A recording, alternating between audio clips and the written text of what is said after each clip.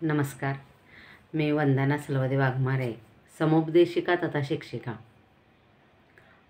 आज आपण आनंदी जीवन या अंतर्गत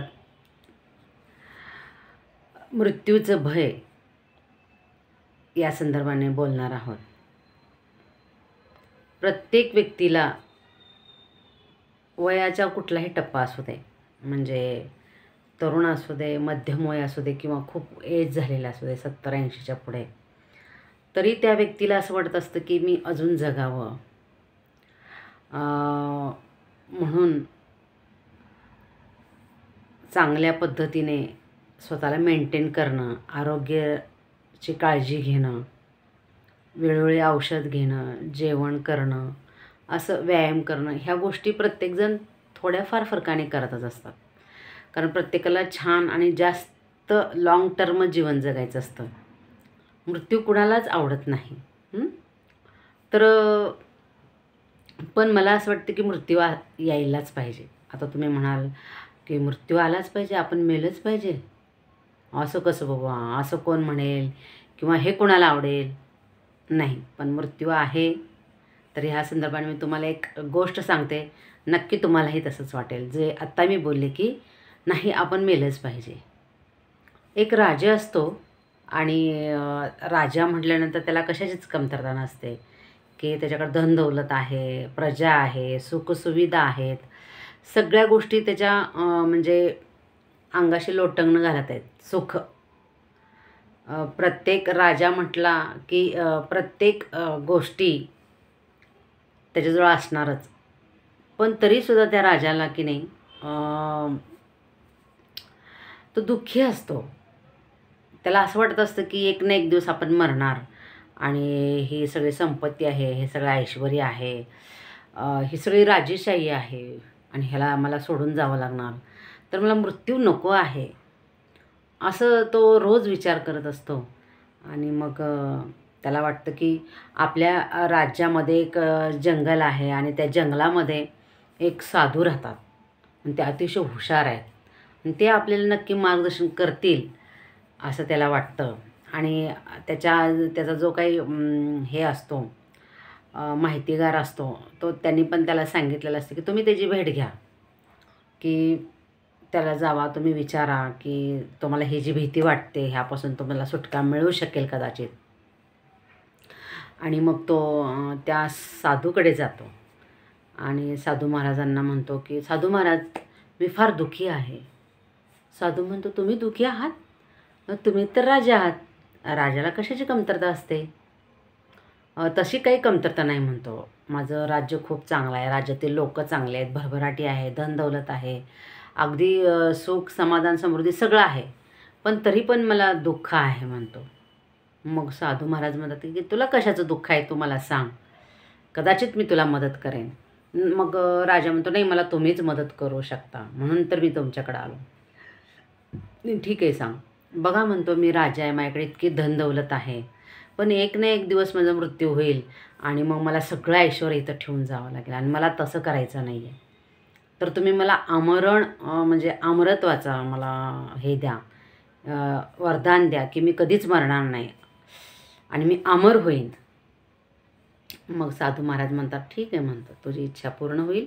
तो एक 2-3 डोंगर ओलांडून गेल्यानंतर त्या ठिकाणी एक छोटंसं सरोवर आहे आणि त्या सरोवराचं तो एक ओंजळभर पाणी पी आणि तो अमर होशील. राजा खूप खुश होतो, त्याला खूप आनंद होतो आणि मग तो त्या सरोवराच्या दिशेने घोडा जोरात पळवतो आणि घेऊन जातो. आणि मग महाराजांनी म्हणजे साधू महाराजांनी सांगितल्या पद्धतीने ते 2-3 डोंगर ओलांडल्यानंतर त्या ठिकाणी ते सरोवर असतं आणि ते सरोवर बघून त्याला खूप आनंद होतो आणि मग पटकन तो त्या घोड्यावरनं उतरतो आणि त्या सरोवरामध्ये जातो आणि ओंजळभर अशी पाणी घेतो, ओंजळ भरून, आणि पिणार तितकं कोणीतरी कणत आहे, विवळत आहे, त्रासदायक असा आवाज त्याच्या कानावर पडतो. आणि मग तो विचार करतो की आपण पाणी नंतर पिऊया, आणि कुणाचा आवाज येतो आहे म्हणून त्या आवाजाच्या दिशेने तो जातो. आणि त्या ठिकाणी मग एक जर्जर झालेला म्हातारा असतो की त्याची फक्त हाडाचा सापळाच असतो, पण तो जिवंत असतो आणि असं जमिनीवर पडलेला असतो, कणत असतो, त्रासदायक आवाज काढत असतो, त्याला त्रास होत असतो. मग राजा तिथं जातो आणि म्हणतो की तुम्हाला काय झालं आहे, तुम्ही असे का पडलेले आहात? तर राजा, मी त्या सरोवरातलं पाणी पिलं, मी अमर झालो आहे आणि मी आता सध्या 250 वर्षाचा आहे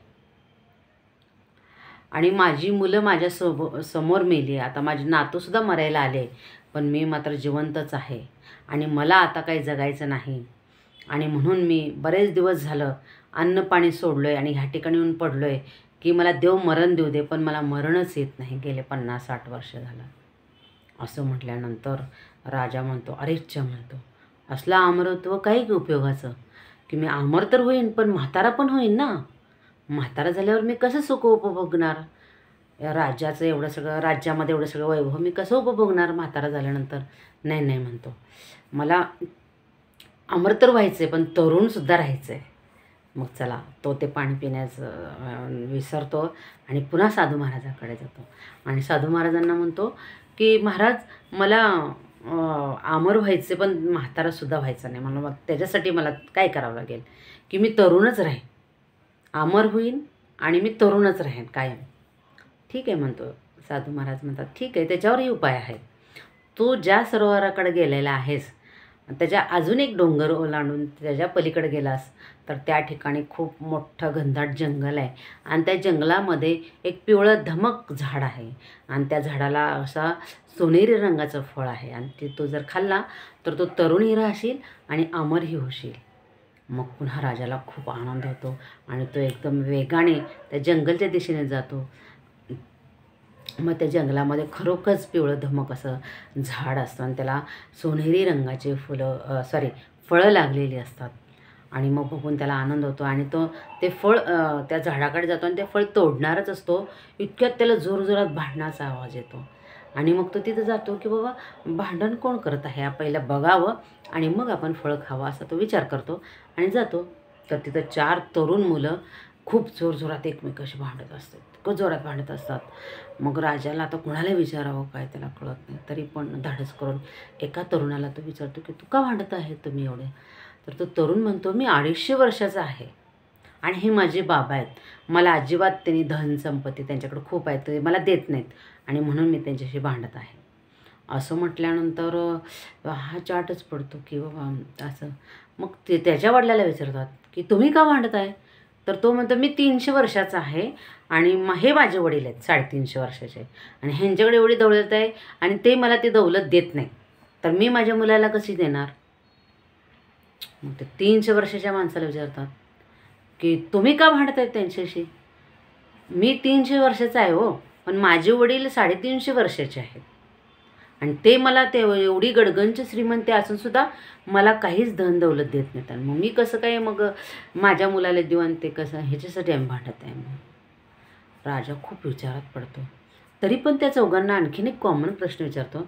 ठीक आहे, तुम्ही खूप श्रीमंत आहात म्हणता, तरुण आहात, आता हे 250, हे 300, 350, 400 असं तुमच्या वयाचं हे आहे, पण तुम्ही जंगलात काय करत आहात?